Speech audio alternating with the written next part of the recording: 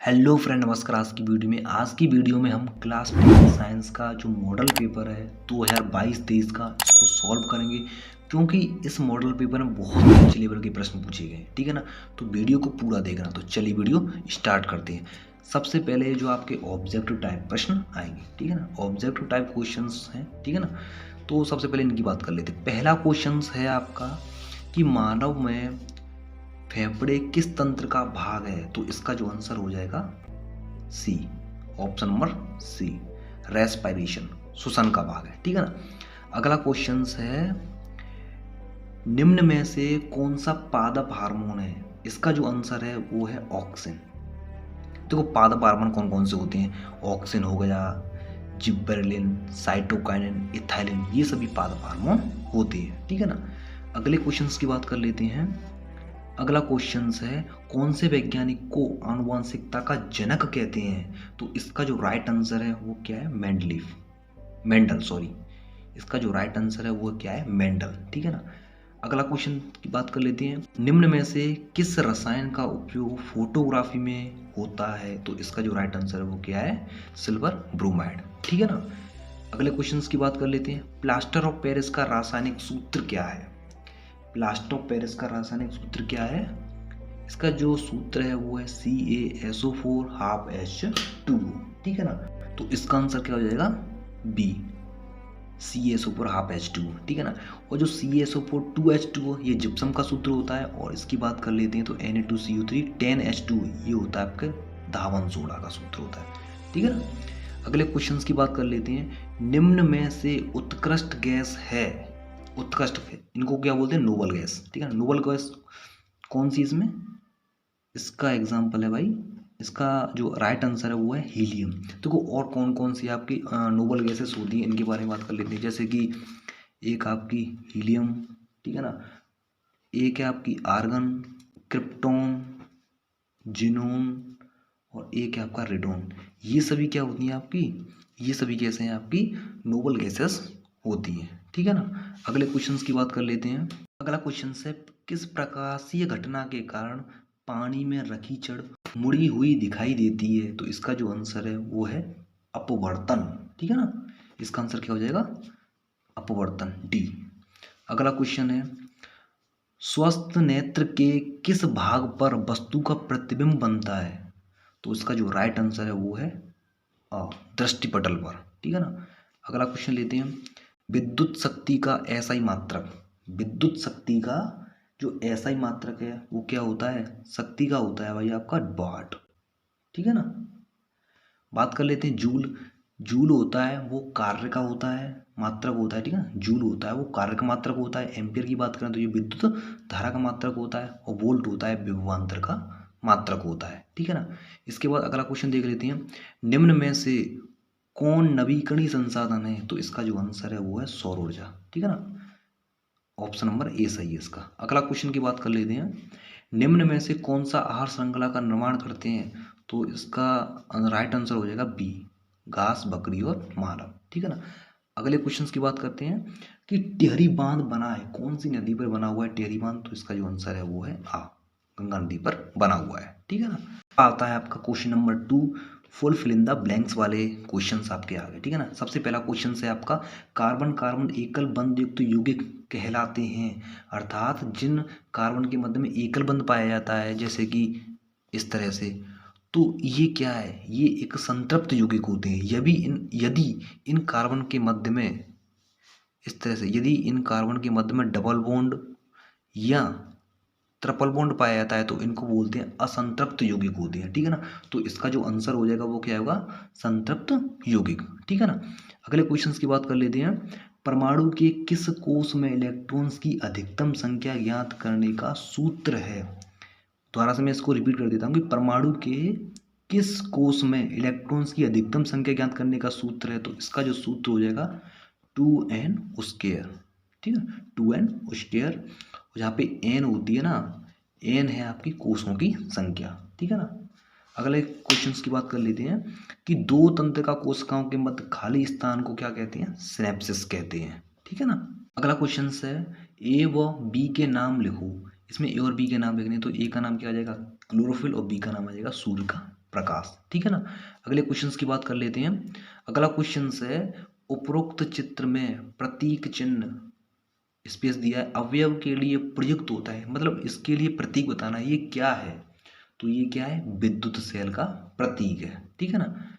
अगला क्वेश्चन है, विद्युत जनित्र यांत्रिक ऊर्जा को कौन सी ऊर्जा में बदलता है? तो जो विद्युत जनरेटर होता है वो यांत्रिक ऊर्जा को विद्युत ऊर्जा में बदलने का कार्य करता है। ठीक है ना। इसके बाद आते हैं आपके वेरी शॉर्ट आंसर। ठीक है ना। इसमें पहला क्वेश्चन है, अवक्षेपण अवक्रिया से आप क्या समझते हैं? इसकी डेफिनेशन लिखनी। इसकी डेफिनेशन क्या होती है?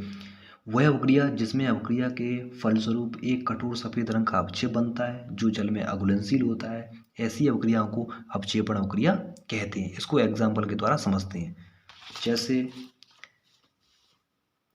Sodium sulphate Na2SO4 plus beryllium chloride. ठीक है ना। एरो क्या बनता है? Barium sulphate plus 2NaCl। तो जो अब बेरियम सल्फेट है ये आपका क्या है? अवक्षेप। ठीक है ना। क्लियर हो गया। अगला क्वेश्चन देख लेते हैं। अगला क्वेश्चन है, उदासीन विलयन के पीएच का मान लिखो। तो उदासीन विलयन के पीएच का मान कितना होता है? 7। ठीक है ना। उदासीन विलयन के पीएच का मान 7 होता है। जब 7 से कम होता है तो वो अम्ल है, और 7 से जो ज़्यादा होता है वो आपका क्षार होता है। ठीक है। 7 से 14 तक, और ये 0 से स्टार्ट होता है। ठीक है ना। तो उदासीन विलयन का पीएच मान कितना होता है? 7 होता है। अगला क्वेश्चन है, मिश्र धातु के 2 उदाहरण लिखें। तो 2 उदाहरण कौन कौन से हो जाएंगे? एक आपका हो जाएगा पीतल, और एक हो जाएगा आपका कांसा। ठीक है। जो पीतल होता है कि पीतल आपका कॉपर और जिंक से मिलकर बना होता है, और कांसे की बात करें तो ये आपका कॉपर और टिन से मिलकर बना होता है। ठीक है ना। इसके बाद हम बात कर लेते हैं मेथेन के इलेक्ट्रॉन बिंदु संरचना बनाइए। देखो मेथेन की इलेक्ट्रॉन बिंदु संरचना इस तरह से आपको बनानी है। ठीक है ना। ये कार्बन है, कार्बन के बाह्यतम कोश में 4 इलेक्ट्रॉन होते हैं जो हाइड्रोजन के साथ बंध बनाते हैं इस तरह से। ठीक है ना। ये है मेथेन की इलेक्ट्रॉन बिंदु संरचना। ठीक है ना। अगला क्वेश्चन देख लेते हैं, मेंडलीव की आवर्त सारणी की कोई एक कमी लिखिए। एक कमी क्या है? कि जो मेंडलीव की आवर्त सारणी थी वो परमाणु द्रव्यमान पर आधारित थी। ठीक है ना। ये कमी हो जाएगी। ठीक है ना। इसके बाद हम बात कर लेते हैं, शरीर का संतुलन मस्तिष्क का कौन सा भाग करता है? जो शरीर का संतुलन है वो अनुमस्तिष्क करता है, जो कि पश्च मस्तिष्क का भाग होता है। ठीक है ना।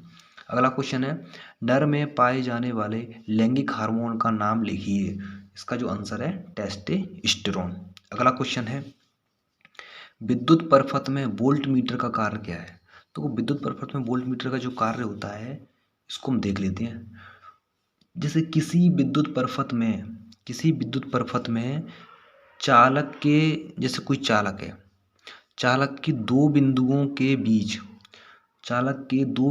बीच एक आवेश को एक बिंदु से दूसरे बिंदु तक ले जाने का जो कार्य करता है वो कौन करता है? वोल्ट मीटर करता है। ठीक है ना। ये इसका कार्य हो जाएगा। अगला क्वेश्चन की बात कर लेते हैं, क्षण चुंबक के चारों ओर चुंबकीय क्षेत्र रेखाओं का चित्र बनाइए। इसका डायग्राम बनाना है आपको। क्वेश्चन नंबर 9 है। इसमें आपको एक चुंबक लेनी है जिसमें आपके 2 साइड्स होंगे, एक आपका है साउथ वाला और एक आपका नॉर्थ वाला। यहाँ से आप जो जितनी भी यहाँ से चुंबकीय क्षेत्र रेखा निकलेंगी और यहाँ पे समाप्त हो जाएंगी। ठीक है ना। इस तरह से। ठीक है ना। फिर यहाँ से साउथ से निकलेंगी। ठीक है ना। इस तरह से ये यहाँ से निकल रही हैं। ठीक है ना। और ये यहाँ से निकल रही हैं। ठीक है। इस तरह से यहाँ से निकलती हैं और यहाँ पे समाप्त हो जाती हैं। इस तरह से बहुत सारी चुंबकीय क्षेत्र रेखाएं निकलती हैं और यहाँ पे आती हैं। अगला क्वेश्चन है, जीवाश्म ईंधन के 2 उदाहरण लिखिए। इसका आंसर है कोयला, पेट्रोलियम पदार्थ, प्राकृतिक गैस। ठीक है ना। अगला क्वेश्चन है, ओजोन परत का एक लाभ लिखो। इसका लाभ है कि जो वायुमंडल से आने वाली अल्ट्रावायलेट विकिरण होती है उनको रोकने का कार्य करता है जो हानिकारक होती है। ठीक है ना। इसके साथ साथ एक क्वेश्चन और आता है, ओजोन डे कब मनाया जाता है? तो ओजोन डे 16 सितंबर को मनाया जाता है। ठीक है ना। और ओजोन परत की रक्षा के लिए या इसको संरक्षण के लिए एक प्रोटोकॉल जो कि कनाडा में आयोजित किया गया था उसका नाम क्या है? Montreal protocols. ठीक है ना। इसके बाद हम बात कर लेते हैं अगला क्वेश्चन, फ्लेमिंग के वाम हस्त नियम में अंगूठा किसकी दिशा को दर्शाता है? तो इसका जो आंसर है, इसका आंसर है चालक पर आरोपित बल की दिशा को। ठीक है ना, ये बल